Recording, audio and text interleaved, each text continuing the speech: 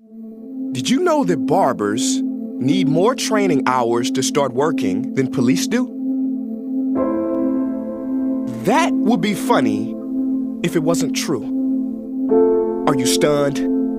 I was. What kind of world do we live in when you need more training time to use a curling iron than to use a gun? 6 years ago, I made a video called Same Story. I mean, the names in the cities changed, but it's the same story. They say he was unarmed, not a gun or a knife, yet the cop felt it right to end his life. That was 6 years ago. And today, it's the same story. I'm no prophet, Nostradamus, nor did I make a gamble. I just know these reruns will keep happening because the world is stuck on the same channel.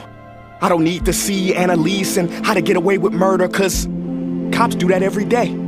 Just think about the countless people who don't make it home, who aren't known, because they weren't lucky enough to have those crimes recorded with an iPhone. Listen, we can march, protest, pray, and post, and that's good, we should. But it won't solve this. Racism runs deep. Just Google the dog test. This is gonna keep happening until we realize there's no place for bad apples in a career that's life or death. Chris Rock said it best. That's like an airline saying, some of our pilots like to land, but some of the bad apples, they like to crash, and that's something we just have to accept. No, so ain't no moving on until we get caring people with quality training wearing these blue uniforms. Don't you get it? The country of Finland went from the bottom in education to the top within a few years. Want to know how they did it? They made teaching a prestigious career. They said you have to have a master's degree to be a teacher. Well, we must do the same thing here. Being a cop is not a prestigious career. That's clear, and I don't mean to be a cynic, but a cop told me once that you get officer of the month if you write the most tickets.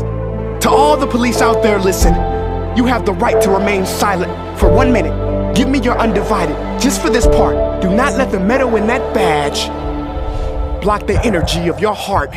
I know your world is gloomy. You see people at their ugliest, so I imagine it is hard to see their beauty. The only problem is, this is your duty. You signed up for this job, and out of respect, you do not get to step on the necks, nor the human rights of the people you swore to protect. Liberty and justice for all means every color. There's no escaping it, no running away from it. If a person's skin is seen as a weapon, they will always be considered armed and extremely dangerous. So please, be tough on crime, but also be a decent human being. And if you can't, just quit. Because you are not what we need. All we want to do is breathe. And if you still can't empathize, ask yourself this question. What if it was you on the other side?